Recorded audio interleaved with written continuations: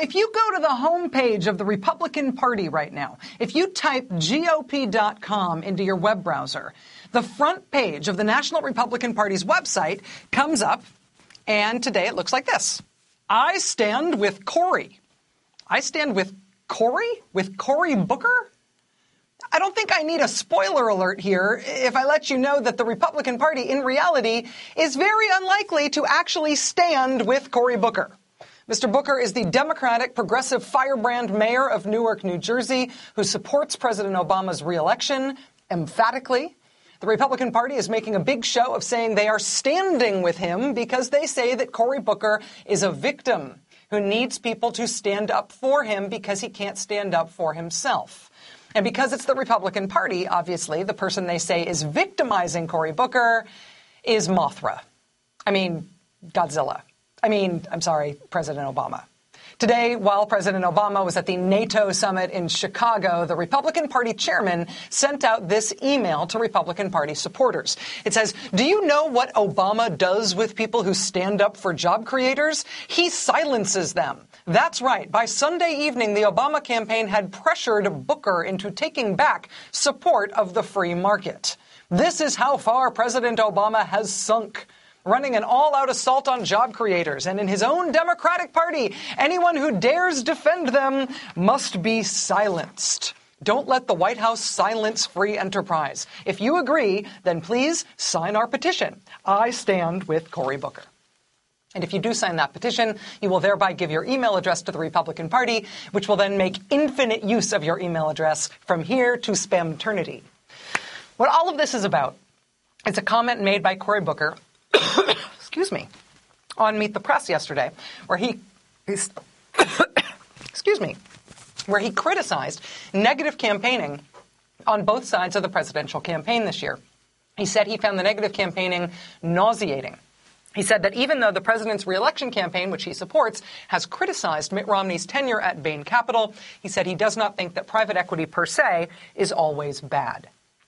Now, that's the sort of thing that people in Washington call off message for someone who was functioning in that instance as an Obama campaign surrogate. It was off message. Off message like when Marco Rubio endorsed Mitt Romney for president and then promptly followed up that endorsement by saying, quote, "There are a lot of other people out there that some of us wish had run for president, but they didn't." Off message like when former Congressman Tom Davis endorsed Mr. Romney this way. He may not be Mr. Personality. This is a guy who gives the fireside chat and the fire goes out. Off message like when John Huntsman endorsed Mr. Romney's candidacy with this little love song to the Republican nominee. Gone are the days when the Republican Party used to put forward big, bold, visionary stuff. We're going to have problems politically until we get some sort of third-party movement or some alternative voice out there that can put forward new ideas. Oh, and by the way, please vote for Mitt Romney. Off message like when Nevada Congressman Joe Heck endorsed Mitt Romney by saying, quote, "Mitt Romney and I don't agree on every issue, and certainly housing is one of them." Off message like when Michigan Congressman Fred Upton said his candidate, Mitt Romney, was wrong on the auto bailout. Off message like when New Jersey Governor Chris Christie joined the Democrats in demanding that his candidate, Mitt Romney, release more years of his tax returns. Actually, it should be noted that the platonic form of off-message surrogate this year came in the form of Chris Christie as well. Do you remember this one from him? In terms of me, I'll be much more ready 4 years from now than I am now. Now, see, that's off message. In stumping for the guy who's running for president right now, you're talking about how you're going to be ready to run yourself in 4 years? What, because your guy's going to lose this year and so the Republicans will have another shot at it in 4 years? Or are you thinking that he will win and then you'll run against him after his first term? That's off message. Off message happens. Off message happens a lot. It has happened a whole heck of a lot with people acting as Mitt Romney surrogates this year, which Democrats and the Beltway media have tended to react to by softly chuckling about it if they notice it at all. But when off message happens on the Democratic side, Even when Mayor Cory Booker clarifies his remarks and says he does not think that Mitt Romney's tenure at Bain should be off limits. Even when President Obama himself expresses the same basic idea that private equity per se is not bad. It's just that in Mitt Romney's case, it's not a great qualification for running for president. No matter. When off message happens on the Democratic side, there is no mitigating factor that can distract from the feeding frenzy. Democrats join right in with the attack. Liberals join right in with the attack. The Beltway media joins right in with the attack in a way that they can almost not control. The Republicans not only attack, but they caricature this Democrat, in this case, into a helpless victim who they supposedly want to rescue from being silenced, since he obviously isn't allowed to speak for himself. Let's let him speak for himself. Joining us now for his first interview since his Meet the Press appearance caused all this hullabaloo is Newark, New Jersey Mayor Cory Booker. Mr. Mayor, thank you for being here. It's nice to have you here. Rachel, thank you very much for having me on. And I appreciate this because actually you and I talked earlier. I told you I was doing no interviews. And it wasn't until the GOP went across that line that I said, forget it.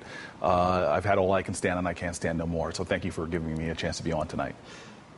What is the line that they crossed that made you feel that way? What is it about the way they have reacted to this that made you change your mind about talking about this issue again? Well, anybody who watched the entire Meet the Press saw not only was I defending Obama's positions on numerous issues, but I also talked about super PAC money and the negative campaigning, and my outrage and really my frustration was about the cynical negative campaigning, the manipulating of the truth.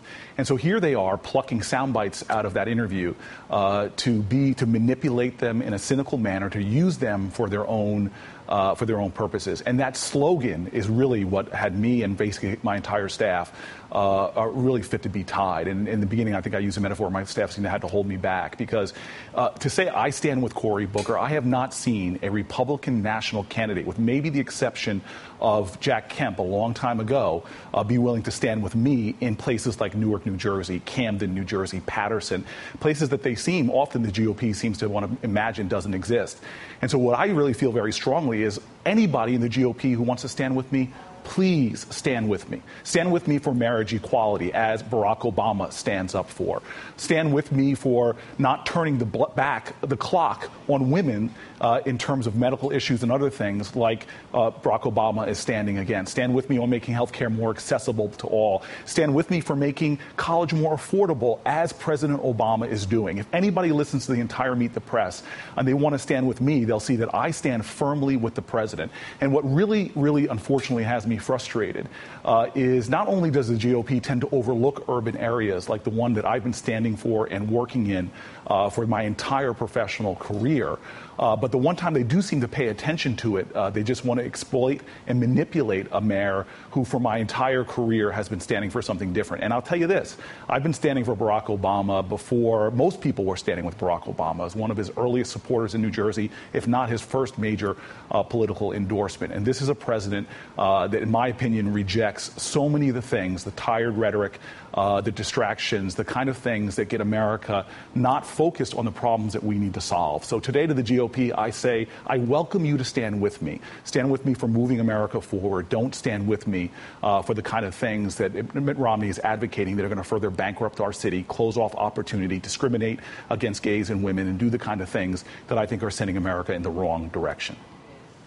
Cory, the Republican Party's hook for saying they stand with you is that you have been a victim of the Obama campaign, that you are not being allowed to say what you really say, that you only issued that clarifying response after Meet the Press because of pressure from the Obama campaign. What is your response to that, and are you being pressured by anybody to say something that you don't believe or to take back something that you do believe? Well, for anybody that knows me and really knows my career, I've been an independent Democrat for a long time, standing up on issues, and actually have been comfortable to say I disagree with the president before on marriage equality. Now he stands for that issue. But the reality is that the Barack Obama team in the White House and their political team have been good to me for many, many years. I've worked with them early in the primaries in the last election. They have never pressured me to do anything. They've done nothing but encourage me. And in this case in particular, I certainly did talk with campaign officials, but they didn't force me to do anything. They had good conversations conversations with me, and after having conversations with them, especially after hearing the president's remarks on this issue, where he was not condemning all of private equity, he was not condemning any particular firms, he was focusing in on a guy who's bragging about his job creation record. To me, I think that's fair game.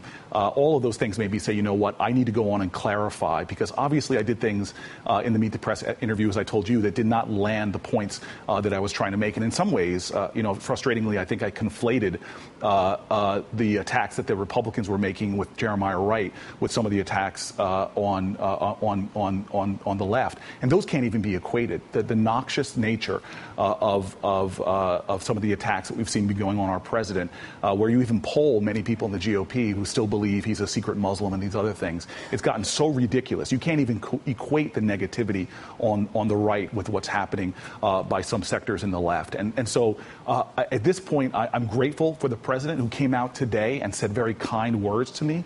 Many more cynical folks in this camp probably wanted the president to go on the attack on me. God bless him, because I think his team listened to the totality of what I was doing, heard me defend the president on Meet the Press on health care, heard me defend him on job creation, heard me defend him on doing tax reform that actually helped people in my community in Newark, New Jersey. And it's a partnership I'm going to continue to have no matter what role they want me to play. I play it proactively, not reactively to them. Cory, when you say that when you heard the president's remarks today talking about the substantive matter of discussion on Meet the Press that started all of this, when you heard him talking about private equity, and you say now that you want it to be clear that talking about Mitt Romney's record as a self-proclaimed job creator is on the table, what exactly are you saying ought to be part of the political discussion and what ought to be off the table? Well, where is the line for you in terms of what you think is appropriate? This is my independence. I'm not going to shy away from being one of those people that says I'm tired of presidential campaigns, the primary we just watched with the Republicans talking about all kind of issues that don't make sense for my community who's struggling with foreclosures, things that things that Romney's against helping, not in favor of giving tax breaks to middle-class families in my community. I'm not going to remain silent when people try to bring up issues and negativity that distract from the core issues that in my community right now, there's a high level of urgency that we're talking about and doing something about. And so I reject that negativity. I'm sorry. It's just I'm not going to come back from that point. But when it comes to what I think is appropriate questions, when Mitt Romney himself says I was a job creator, not a successful guy in private equity, that I didn't return great investment for my people in my firm, but when he says I was a job creator, I think that's a characterization of his record that deserves inquiry. And I think the way the president himself is talking about that is something I will defend. In fact, something I will echo. But let's just be clear. In this election, and this is why I wish if Romney wanted to pull my remarks from Meet the Press, where I went right after super PACs and Citizen United and the incredible flood, tens if not hundreds of millions of dollars that are going to flow into this campaign, one of the most expensive campaigns we're going to see in terms of money spent. And the majority of that money will be negative, cynical, vicious attacks and distracting this country from dealing with the issues in substance that we want to do with it. I'm sorry, I'm going to reject that every day. But I'm happy and I'm proud to have been a friend of the president before he even started talking about running for president. I'm proud that we have a guy who's got the Obama cool, who's focusing on the issues that matter. I'm hoping that both sides, my side of the aisle, which can sometimes go too far, and their side of the aisle, which is bringing up stuff to me that is in many ways the dirtiest aspect of politics, I'm going to call that for what it is. But in terms of me, I'm a mayor of a city. I have to deal with urgencies every single day. People looking for jobs, people looking for access to education, people looking for hope. And right now, from the cynical right and from even this Congress on the right, I see very little coming out that's actually going to help people in urban issues. And this is why if Mitt Romney and his campaign want to say, I stand with Booker, come stand with me in Newark. Stand in Camden. Stand in Detroit. And talk about issues that really affect people, like the auto industry, substantive issues like Obama is talking about. And that's really what I want to continue to talk about in this campaign. And I am upset, and this is why I'm on your show, that I've been taken out of context. I've been used to support a cynicism. If there's any honor in what they were saying, Mitt Romney would have come out and said, you know what, like Obama did, Citizens United decision is going to hurt our democracy. He would have come out and said the negativity on our side, I'm going to talk about us has got to stop. If he wanted to come out and stand with me, he would say, you know what, I stand with Cory Booker. Let's stop the super PAC money. Let's stop the negative campaigning. Let's talk about the issues, and I'll meet with President Obama to talk about those. And for him to use that slogan in a way that manipulates my records and my entire professional career working in the streets of my community with good people trying to make Newark better, I'm sorry. People have ignored Newark before, but to exploit it or its mayor, it's something I'm not going to sit still for. Cory, as a practical matter, you are in. It's sort of weird because the idea of collateral damage is that it's unintentional. But in this case, I think you are intentional collateral damage, that the attack is directed at the president by using you essentially as the weapon against the president. You as collateral damage are also supposed to be silenced in this debate. You are effectively supposed to be rendered inoperable as a campaign surrogate and as a person who speaks on behalf of his own support for the president. Has that aspect of it, do you think, worked? Do you feel like you have to sit out national campaigning for now or for the long run because of this incident, or are you just going to keep doing what you've been doing? Well, one, I'm going to serve the president and what his team thinks is the best use for me. Two is every opportunity I have from within my city to wherever I go, as I've done consistently for a very long time for the White House, as well as for the president, as well as for his campaign. I'm going to continue every single day to pour my heart and soul into making sure that he gets reelected, because I've seen what happens under a Republican president. I've seen what happened under George Bush within my city. I've seen the challenges of money pouring into a war we shouldn't have been into and not into programs that could empower our community. I've seen disinvestment in education. I've seen disinvestment in middle-class job creation. And that's something I can't sit still for. It hurts me. I feel personally disappointed, if any way, that now I'm being used to undermine the president in this kind of cynical, venal way. And I'm going to work harder. If anything, they've turned me on even to work harder the next 6 months, from fundraising to whatever need be, to ensure that our president gets reelected. I'm not going to be quiet on my disappointment with the nature of campaigns. I think we as a democracy really now, and especially after this election, need to start really looking about the things that we can do to get all this money out of politics and to begin to start focusing on what we can do to ensure our democracy is advanced and ensure the voices of average people can be heard and not drowned out in the way they are right now by super PACs. But as far as where my heart is right now, I'm very upset that I'm being used by the GOP this way. And it's while I thought today I was going to be quiet, I've been pushed so far that you're going to hear a lot from me to the extent possible and to the extent that President Obama and his campaign want to hear from me. Mayor Cory Booker of the great city of Newark, New Jersey. My friend, I know it was a hard decision to talk publicly today, as you've just described, and I appreciate that you're willing to talk with me here, man. Good luck. Stay in touch with us over the next few days as this continues to unfold. Thanks. Thank you. All right. Andrea Mitchell, still to come. Ben Jealous at the NAACP, still to come. We got a big show tonight. Stay with us.